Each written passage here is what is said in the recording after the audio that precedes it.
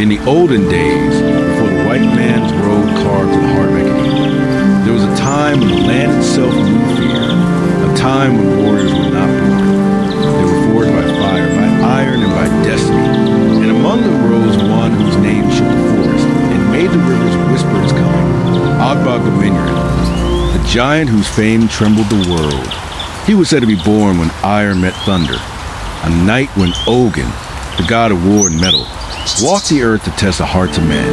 His mother, Ado-Ekiti, was a priestess of Ogun. She carried his fire in her womb after a strange visitation. Blinding light, roar of thunder, a voice whispering, from your womb shall come a child whose steps shall shake the hills of the distant. When the child was born, he came out with his fist clenched around a small stone, hot as coal. The midwives screamed, the elders chanted incantations, and the diviners declared, this child is no ordinary being. His spirit stand between eyes, the world of man and Orin, the realm of spirits.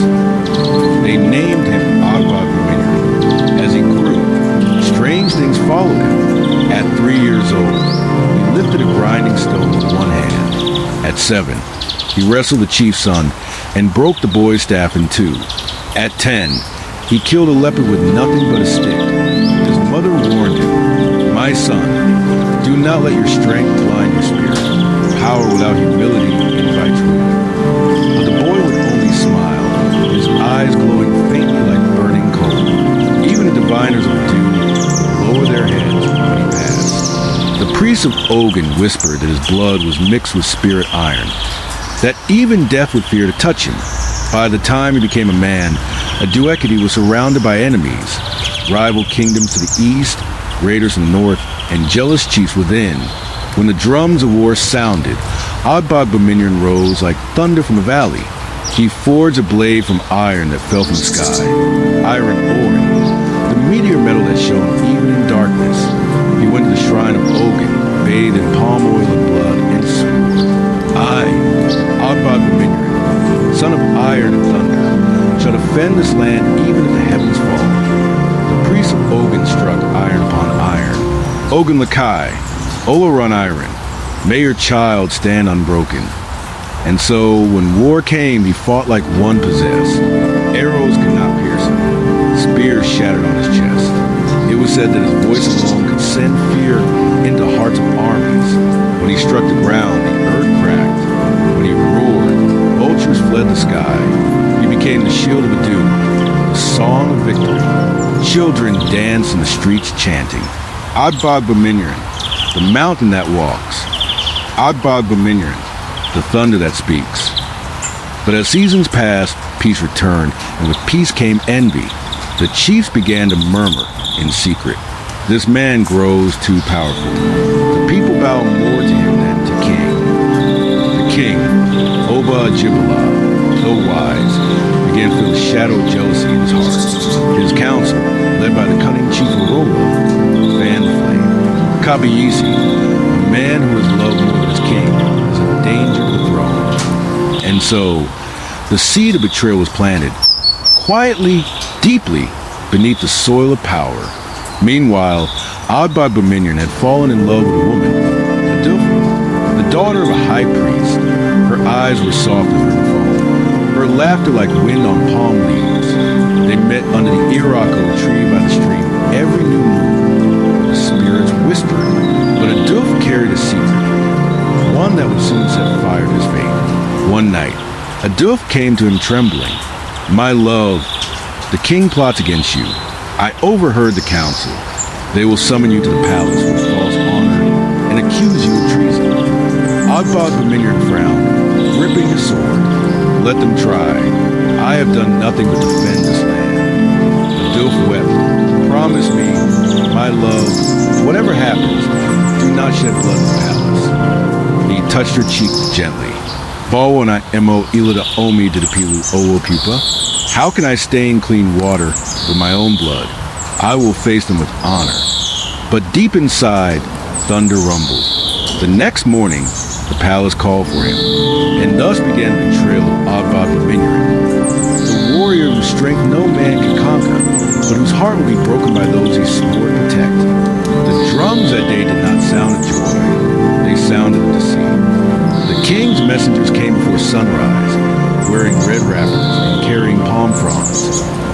summoned. Their leader, Alagun Ojo, bowed deeply. The king requests your presence, great warrior. The council wishes to honor your victories. Ògbógbómíniòràn studied them in silence. He could see fear in their eyes, the kind that hides beneath false smiles.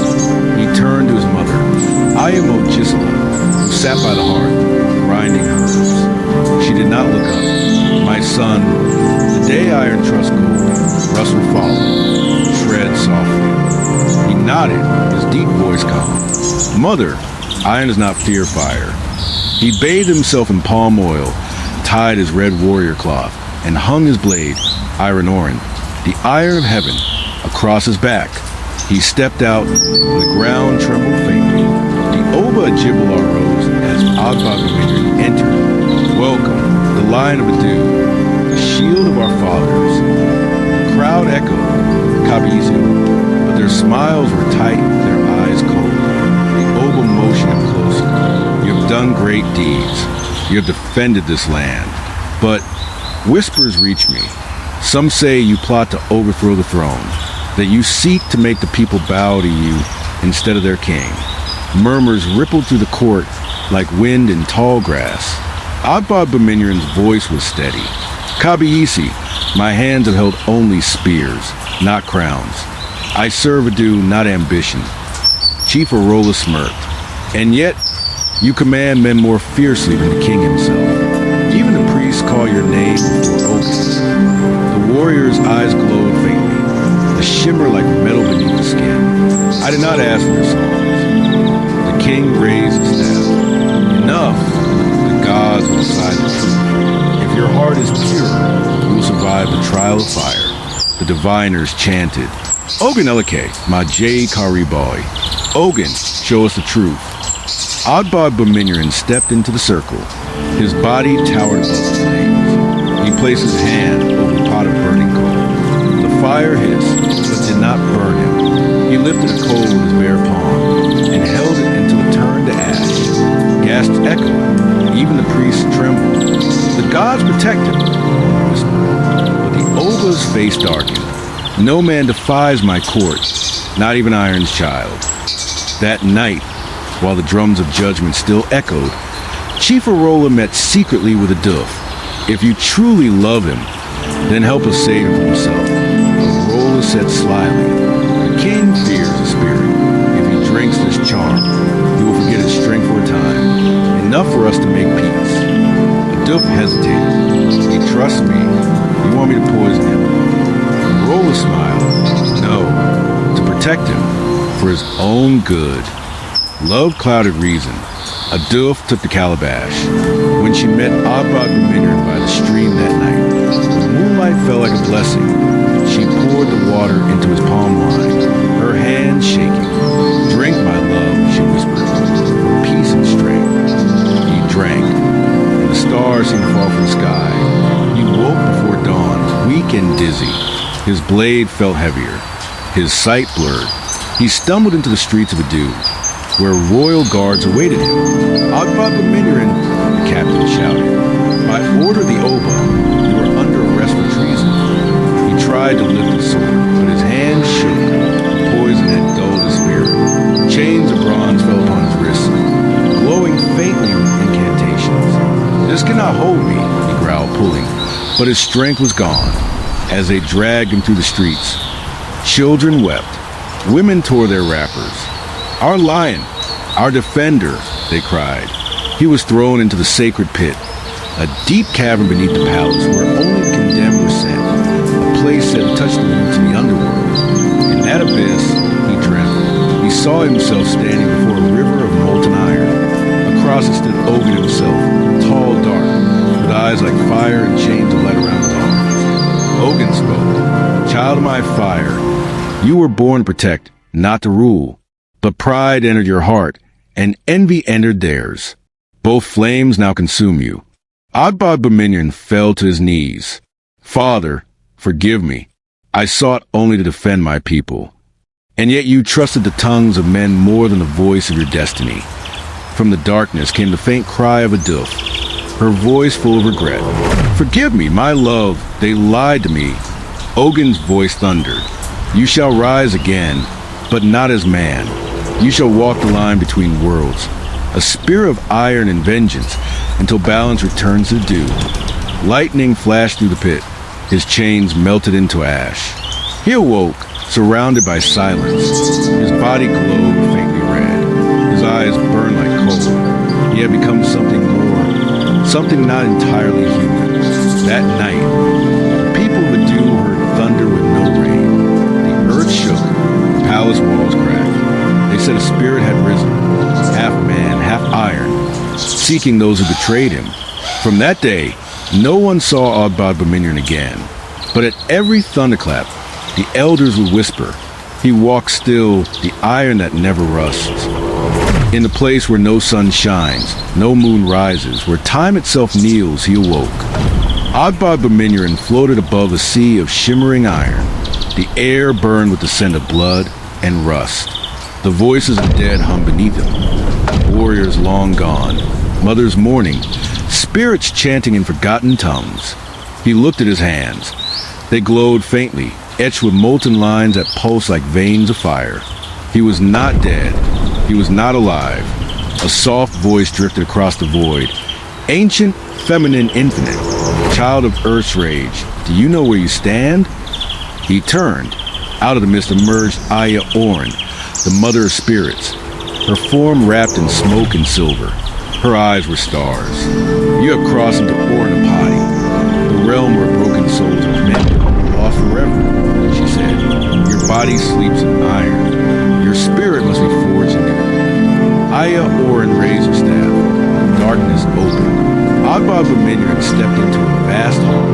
There, seated on thrones carved from ancestral dust, were the spirits of warriors past, their eyes burning like suns.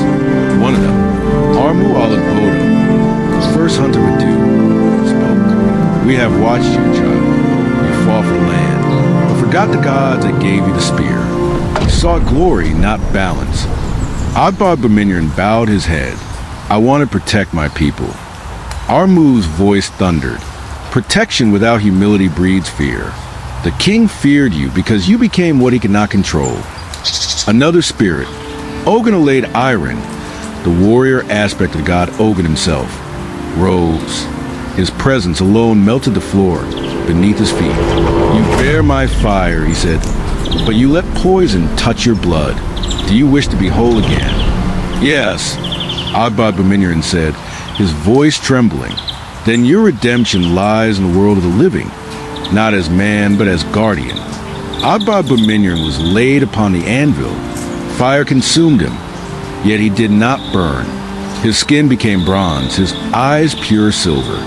Voices sang, "Adaifafono Moiron, Talosi Orin, Tatun Padawa, Ki Ilabi E." Divination was cast of the child of iron, who went to heaven and returned, so that the world may hold him again. As the final hammer struck, a blinding light exploded, and he fell again, descending to the veil between Orin heaven and earth. Beneath the sacred river of Ado-Ekiti, where spirits meet the earth, a figure stirred. Fish scattered. The waters parted like curtains. Ògbógbómíniòràn rose from the riverbed, his bronze skin gleaming, eyes burning softly red. His sword floated beside him. Iron Orin, now fused with the spirit. He whispered, "Aitia, the world has begun again." He could hear the cries of his people above. Famine, disease, and war had returned to Ado. The betrayal that killed him had cursed the land. He stepped ashore. The ground hissed where his feet touched.